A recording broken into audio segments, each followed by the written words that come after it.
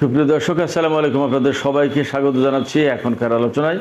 আপনাদের সঙ্গে আছি আমি সিরাজুল ইসলাম। দর্শক, আমেরিকা এবং ইরানের মধ্যকার যুদ্ধ থামেনি। গত রাতে ইরানের একটি আন্তর্জাতিক রেল করিডোরে হামলার অভিযোগ করেছে ইরান, যে রেল করিডোর ইরানের পাশাপাশি রাশিয়া এবং চীন ব্যবহার করে। এই প্রেক্ষাপটে ইরানের আইআরজিসি সরাসরি বলেছে, হরমুজ প্রণালী এলাকায় আমেরিকার সেনাদের কোনো ঠাঁই নেই, তাদেরকে মধ্যপ্রাচ্য ছাড়তেই হবে। এদিকে তুরস্কে নেটো সম্মেলনে যোগ দিতে এসে মার্কিন প্রেসিডেন্ট ডোনাল্ড ট্রাম্প এয়ারফোর্স ওয়ানের পুরনো বিমানে চড়ে তিনি দেশের উদ্দেশ্যে রওনা দেন। অথচ তিনি কিন্তু এসেছিলেন এয়ারফোর্স ওয়ান নতুন বিমানে। সেই বিমান ব্রিটেনে গিয়ে তারপরে ডোনাল্ড ট্রাম্পকে বিমানের আরোহী করেছে। তাহলে ডোনাল্ড ট্রাম্প কি ভীষণভাবে মৃত্যুর ভয়ে ভীত হয়ে পড়েছেন? এদিকে ইরানের সর্বোচ্চ নেতার শেষ যাত্রা আজই মাশহাদ শহরে নামাজে জানাজা এবং দাফনের মধ্য দিয়ে সর্বোচ্চ নেতা আয়াতুল্লাহ আলী খামেনির বর্ণাঢ্য রাজনৈতিক জীবনের অবসান হতে যাচ্ছে। যেদিন তার শেষ যাত্রা, সেদিনও ইরান যুদ্ধের ভেতরে।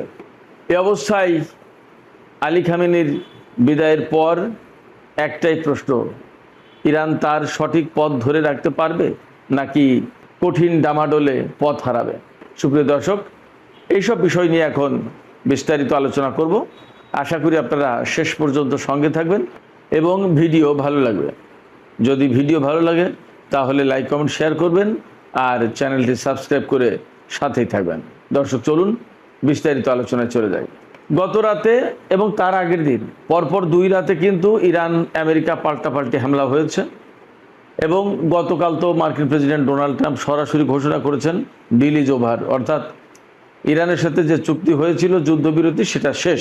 এই ঘোষণার পর গত রাতে আমেরিকা ইরানের অন্তত 90টি অবস্থানে হামলা চালিয়েছে এবং গত 2 রাতের হামলায় ইরানের অন্তত 14 জন নিহত হয়েছে এবং 74 জন আহত হয়েছে। এই প্রেক্ষাপটে ইরানের পক্ষ থেকে আমেরিকার বিরুদ্ধে যথাযথ এবং যথেষ্ট বড়সড় জবাব দেওয়া হয়েছে।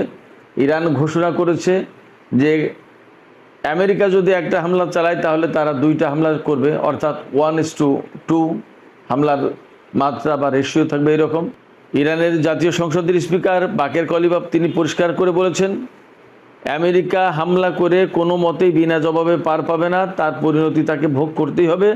পরিণতি ভোগ না করে তারা কোনো মতে পার পাবে না।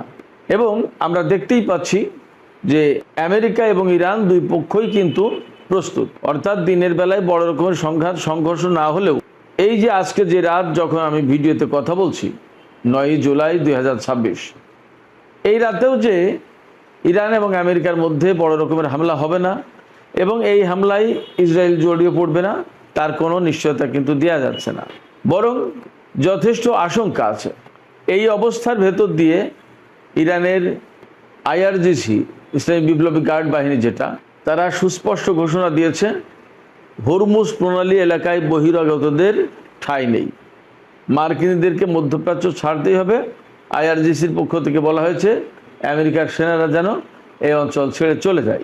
শুধু তাই না, আমেরিকা যখন বলছে হরমুজ প্রণালী এলাকায় বা পারস্য উপসাগরে ইরান যদি আর কোনো তেলবাহী বেসামরিক জাহাজে হামলা চালায় তাহলে ইরানের উপর এর চেয়ে আরও বেশি কঠোর হামলা হবে, তখন ইরান পরিষ্কার করে বলছে যে যে কোনো উপায়ে হোক না কেন ইরান হরমুজ প্রণালীর কন্ট্রোল ধরে রাখবে। এখানে বড় একটা প্রশ্ন হচ্ছে, ইরান হরমুজ প্রণালীর কন্ট্রোল ধরে রাখার ক্ষেত্রে তার নির্দেশিত পথে জাহাজ চলাচলের কথা বলছে, অথচ ইরানের এই কথা যারা শুনছে না তাদের উপর ইরান হামলা চালাচ্ছে। এই হামলা যখন চালাচ্ছে তখন আমেরিকা আবার ইরানের উপর হামলা চালাচ্ছে, তার জবাব আবার ইরান দিচ্ছে। তাহলে চুক্তির ভিতরে কি কথা আছে? ইরান দাবি করছে যে তারা হরমুজ প্রণালী কন্ট্রোল করবে, আর আমেরিকা বলছে যে স্বাধীন মতো সব জাহাজ চলাচল করতে পারবে। তাহলে তো এই জায়গায় বড় রকমের একটা গোলমাল আছে। ইরান একটা কথা বলছে আর আমেরিকা আর একটা কথা বলছে, তার মানে 2 দেশের কিন্তু কথা 2 রকমের, একরকম না। অথচ চুক্তি তো একটা, যে চুক্তিতে সই করেছে সেই চুক্তির আসলে ভাষাটা কি এবং সমস্যাটা কোথায়? যখন হুরমুজ প্রণালী নিয়ে এইরকম টানাটানি, তখন আমেরিকা ও ইরানের মধ্যে সংঘর্ষ, পাল্টা সংঘর্ষের ঘটনা ঘটছে এবং সে কারণে উপসাগরীয় দেশগুলো বেশ অস্থিতিশীল অবস্থার ভেতরে পড়ছে। এই রকম প্রেক্ষাপটে পাকিস্তান, যে দেশ ছিল আমেরিকা এবং ইরানের মধ্যকার যুদ্ধবিরতি চুক্তির প্রধান মধ্যস্থতাকারী, তারা বলেছে দুই পক্ষকেই সংযত হতে হবে, ধৈর্য ধরতে হবে এবং কূটনৈতিক পথে ফিরে আসতে হবে। যুদ্ধ কোনো সমাধানও হতে পারে না। পাকিস্তানের পক্ষ থেকে এই পর্যন্ত বলা হয়েছে, তবে আমি ধারণা করছি যে হয়তো ভেতরে ভেতরে তারা আরও অনেক বেশি তৎপরতা চালাচ্ছে যাতে আবার দুই পক্ষ শান্তির পথে ফিরে আসে এবং চূড়ান্তভাবে শান্তি চুক্তি হয়। তবে শান্তি চুক্তি আদৌ হবে কিনা তা নিয়ে যথেষ্ট সন্দেহ আছে। আমি এই সন্দেহটা করছি এই কারণে যে আমেরিকা যে 14 দফায় সই করেছে, যে 14 দফা সমঝোতা স্মারকে সই করেছে, তার প্রত্যেকটা দফা ইরানের পক্ষে যায়। এত বেশি ছাড় ইরানকে দিয়ে আমেরিকা কোনো চুক্তি করবে এটা ভাবা কিন্তু কঠিন, মুশকিল। তাহলে তাদের কি থাকে, এই প্রশ্ন কিন্তু সব জায়গা থেকে উঠবে। ডোনাল্ড ট্রাম্প যদি চায়ও তাহলেও তিনি পারবেন না এইভাবে চুক্তি করতে। তাহলে কি দাঁড়াচ্ছে? তাহলে দাঁড়াচ্ছে আমেরিকা এবং ইরানের মধ্যে সংঘাত সংঘর্ষ চলতেই থাকবে এবং চূড়ান্ত চুক্তি হওয়ার সম্ভাবনা খুবই কম। এদিকে তুরস্কে নেটো জোটের সম্মেলনে যোগ দেওয়ার জন্য মার্কিন প্রেসিডেন্ট ডোনাল্ড ট্রাম্প এসেছিলেন। তুরস্কের রাজধানী আঙ্কারায় নেটো জোটের সম্মেলন শেষে গতকাল তিনি তুরস্ক থেকে আমেরিকায় ফিরে যান। কিন্তু এখানে খুবই বড় একটা ঘটনা ঘটে গেছে। বড় ঘটনা হচ্ছে এই, ডোনাল্ড ট্রাম্প তুরস্কে এসেছিলেন এয়ারফোর্স ওয়ানের যে নতুন বিমান, সেই বিমানে করে। এই বিমানটা কাতার তাকে উপহার দিয়েছেন। সেই বিমানে করে আসার পরে গতকাল তিনি যাওয়ার সময় কিন্তু এয়ারফোর্স ওয়ানের পুরনো বিমানে করে গেছেন। এই বিমানে ওঠার আগে যখন জানাজানি হয়ে যায়, তখন সাংবাদিকরা ডোনাল্ড ট্রাম্পকে প্রশ্ন করেছেন যে আপনি কেন এয়ারফোর্স ওয়ানের পুরনো বিমানে যাচ্ছেন, নতুন বিমানে যাচ্ছেন না কেন? এখানে নিরাপত্তার কোনো ভয় পাচ্ছেন কিনা? ইরান আপনাকে হত্যা করতে পারে এরকম কোনো ভয় আপনার ভিতরে আছে কিনা? তখন তিনি সরাসরি এটাকে নাকচ করেননি, বরং এক রকমের স্বীকার করেই বলেছেন যে আমি হত্যা তালিকার 1 নম্বরে আছি। তারা আমাকে হত্যা করতে চাইতো, বাট আমি এগুলো কেয়ার করি না। তো কেয়ার করেন না, আবার তিনি বিমান নতুনটা বদলে পুরোনোটাতে করে গেলেন, তাহলে কি হলো? সেটা একটা ব্যাপার। আরেকটা ব্যাপার হচ্ছে এই যে ডোনাল্ড ট্রাম্প বিমান পরিবর্তন করে পুরনো বিমানে দেশে ফিরলেন বা দেশের উদ্দেশ্যে রওনা দিলেন, তার মানে দাঁড়াচ্ছে যে তিনি কিন্তু প্রকৃতপক্ষেই ভীত হয়ে পড়েছেন। মোটামুটিভাবে আমরা যা বুঝতে পারি, বোঝা যাচ্ছে তিনি ভীত হয়ে পড়েছেন এবং তিনি যথেষ্ট সতর্ক থাকার চেষ্টা করছেন যাতে এই ধরনের ঝুঁকি এড়ানো যায়। তার মানে কিন্তু তাকে মৃত্যু ভয় অনেকটা পেয়ে বসেছে, কথা বলা যাবে, বিশ্লেষণে তাই আসে। প্রশ্ন হচ্ছে তুরস্ক থেকে দেশে ফেরার পথে না হয় তিনি বিমান পরিবর্তন করলেন, কতবার তিনি এরকম করবেন, কিভাবে কি করবেন? আসলে মৃত্যু ভয় এমন একটা জিনিস, এমন একটা বিষয়, মৃত্যু ভয় যদি কোনো মানুষের একবার পেয়ে বসে তাহলে পৃথিবীর কোথাও কিন্তু তার জন্য নিরাপদ জায়গা থাকে না, সব জায়গায় তিনি ভয় পেতে থাকেন। এই ভয়টা কোথা থেকে আসছে, কেন আসছে? বিশেষ করে ইরানের সর্বোচ্চ নেতা শহীদ আয়াতুল্লাহ আলী খামেনির যে জানাজা এবং দাফন অনুষ্ঠানের আনুষ্ঠানিকতা শুরু হয়েছিল গত 3 জুলাই থেকে। তখন থেকেই তাকে যারা হত্যা করেছে, অর্থাৎ ইরানের সর্বোচ্চ নেতার হত্যাকারী যারা, তাদেরকে হত্যা করার দাবি উঠেছে। অনেকেই তাকে হত্যা করার কথা বলছেন। ইরানি জনগণের ভেতরে বিপুল সংখ্যক মানুষ তাদের সর্বোচ্চ নেতাকে হত্যার বদলা নিতে চায়। এমনকি ইরানের প্রেসিডেন্ট মাসুদ পেজেশকিয়ান এবং পররাষ্ট্রমন্ত্রী সাইদ আব্বাস আরাকচি, তাদের দুইজনের ব্যাপারেও ইরানি জনগণের ভেতরে কিন্তু আলাদা একটা রিজার্ভেশন আছে। তাদের দুইজনকে অনেকটা আপোষকামী বলে মনে করা হচ্ছে। যারা অর্থাৎ প্রেসিডেন্ট এবং পররাষ্ট্রমন্ত্রী, তাদের দুইজনকে অনেকেই বলছেন যে সর্বোচ্চ নেতার হত্যার বদলা না নিয়ে, প্রতিশোধ না নিয়ে তারা আমেরিকার সাথে শান্তি চুক্তি করতে গেছে এবং এই নিয়ে কিন্তু তাদের বিরুদ্ধেও দফায় দফায় অনেকবার স্লোগান হয়েছে। এর পাশাপাশি বিশেষ করে আমরা গতকাল থেকে দেখছি মাশহাদে যে সমস্ত মানুষ জড়ো হয়েছে সর্বোচ্চ নেতার আজকের দাফন এবং জানাজা অনুষ্ঠানে অংশ নেওয়ার জন্য, সেখানে তারা বড় বড় ব্যানারে ট্রাম্পকে হত্যার দাবি সম্বলিত বক্তব্য লিখে রেখেছেন। লাল রঙের ব্যানারে সাদা কালি দিয়ে লেখা, এবং কোনো কোনো হোটেল ভবনে বড় বড় ব্যানার টানিয়ে দেওয়া হয়েছে, তাতে ট্রাম্পকে হত্যার দাবি জানানো হয়েছে। এর মানে দাঁড়াচ্ছে আমেরিকার সাথে ইরানের শান্তি চুক্তি, সমঝোতা স্মারক সই বা আরও কূটনৈতিক আলোচনা বা আরও যত যাই কিছু হোক না কেন, আমার ব্যক্তিগত মতামত, আমার ব্যক্তিগত পর্যবেক্ষণ হচ্ছে ইরানিদের অনেকেই তার হত্যাকারী যাদেরকে সাব্যস্ত করছে ইরানি জনগণ, তাদেরকে হত্যার চেষ্টা করতে পারে। তারা একটা প্রতিশোধের আকাঙ্ক্ষা নিয়ে বহুদিন ঘুরবে। সেক্ষেত্রে আমার কাছে মনে হয় ডোনাল্ড ট্রাম্পের এখনকার দিনগুলো, আগামীর দিনগুলো বেশ অনিরাপদ হয়ে উঠলো। আমার কাছে মনে হয় নিরাপদ থাকলে তো ভালো কথা, কিন্তু যে পরিস্থিতি, তাতে মনে হয় তার ভবিষ্যৎটা খানিকটা অনিরাপদ হয়ে উঠলো। আমেরিকার নিরাপত্তা বাহিনী, সিক্রেট সার্ভিস বা গোয়েন্দা সংস্থা, তারা তো খুব স্ট্রং, তাদের প্রেসিডেন্টকে নিশ্চয়ই নিরাপত্তা দেবে। কিন্তু দেখা যাক ভবিষ্যতে কিভাবে সময় যায়, কিভাবে কি ঘটে, আমরা অপেক্ষা করি। ডোনাল্ড ট্রাম্প এই যে বিমান পরিবর্তন করলেন, তারপরে তিনি কিভাবে দেশে গেলেন? তুরস্ক থেকে এয়ারফোর্স ওয়ানের পুরনো বিমানে করে লন্ডন পর্যন্ত, ব্রিটেন পর্যন্ত গেলেন। ব্রিটেন থেকে পুরনো এয়ারফোর্সের বিমান থেকে নেমে নতুন বিমানে উঠে সেখান থেকে আমেরিকা পৌঁছেছেন। ডোনাল্ড ট্রাম্প এ ব্যাপারে ট্রুথ সোশ্যালে বলেছেন যে আমি আসলে পুরনো এয়ারফোর্সের বিমানে উঠলাম এই কারণে, নতুন বিমানটিকে আমাদের সেনাদের ঘুরে দেখার একটু সুযোগ করে দিলাম। এটা খুব ওয়ান্ডারফুল একটা বিমান, খুব সুন্দর বিউটিফুল বিমান।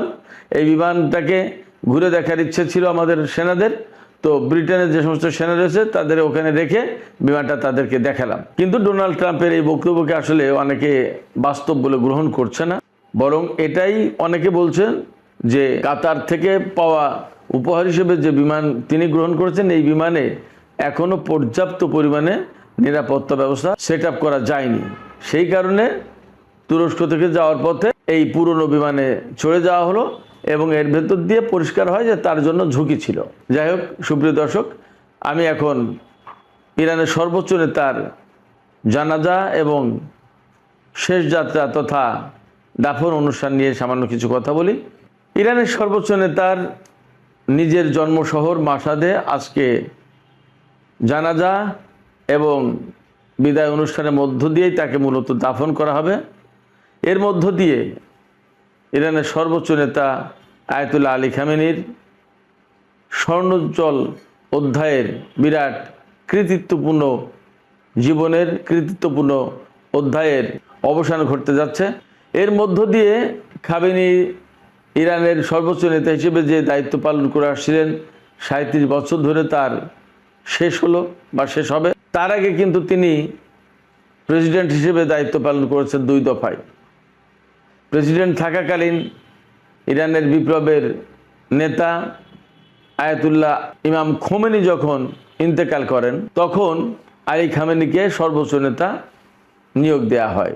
সর্বোচ্চ নেতা হিসেবে তিনি 1989 সালের জুন মাস থেকে দায়িত্ব পালন করে আসছেন। তার আগে তিনি একজন আলেম উলামা, সর্বজন শ্রদ্ধেয় আলেম তো ছিলেনই, বিপ্লবের গুরুত্বপূর্ণ ব্যক্তিত্ব ছিলেন। তারপরে বিপ্লব সফল হওয়ার পরপরই তিনি ইরানের উপপ্রতিরক্ষামন্ত্রী হিসেবে দায়িত্ব পালন করেন। উপপ্রতিরক্ষামন্ত্রী হিসেবে দায়িত্ব পালন করতে করতেই ইরাকের সাথে ইরানের যুদ্ধ শুরু হয়। এরপরে ইরানের তৎকালীন প্রেসিডেন্ট আলী রাজাই শহীদ হলে নতুন নির্বাচন হয়, এবং সেই নির্বাচনের মধ্য দিয়ে আলী খামেনি ইরানের প্রেসিডেন্ট হিসেবে দায়িত্ব পালন শুরু করেন।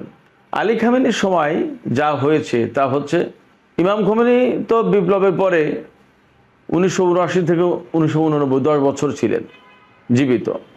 এরপরে আলী খামেনি 37 বছর, অর্থাৎ বিপ্লবের 4 ভাগের 3 ভাগ সময়ের বেশি আলী খামেনির হাতে ইরান ছিল, তার নেতৃত্বে ইরান পরিচালিত হয়েছে।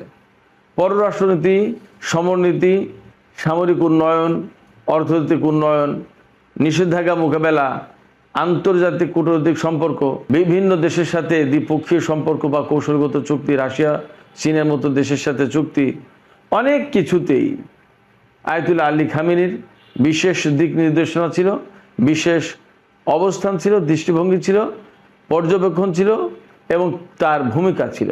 এই রকম গৌরব উজ্জ্বল রাজনৈতিক ব্যক্তিত্ব তার জীবনের অবসান ঘটালেন শাহাদাতের মর্যাদার ভেতর দিয়ে, যে শাহাদাতকে ইসলাম ধর্মে সবচেয়ে বেশি গুরুত্ব দেওয়া হয়েছে। এর চেয়ে বড় কাঙ্ক্ষিত জীবন আর হতে পারে না। সেই মর্যাদা নিয়ে তিনি দুনিয়া থেকে বিদায় নিলেন এবং সর্বশেষ পর্যায়ে তার শোক মিছিল, জানাজা এবং দাফন অনুষ্ঠানে বিশ্বের বিভিন্ন প্রান্ত থেকে যে লাখ লাখ মানুষ ছুটে এসেছেন, কোটি কোটি ইরানি জনগণ তার দাফন অনুষ্ঠানে, জানাজা এবং শোক মিছিলে অংশ নিয়েছেন। এক জীবনে এর চেয়ে আসলে আর বড় কিছু পাওয়ার থাকে না। সর্বশেষ পর্যায়ে তার শাহাদাতের পর তার বড় ছেলে মুস্তফা খামেনি ইরানের সর্বোচ্চ নেতার দায়িত্ব পেয়েছেন, তার কাঁধে দায়িত্ব তুলে দেওয়া হয়েছে। তিনি অসুস্থ অবস্থায় আছেন, এখনও পর্যন্ত তিনি জনসমক্ষে আসেননি।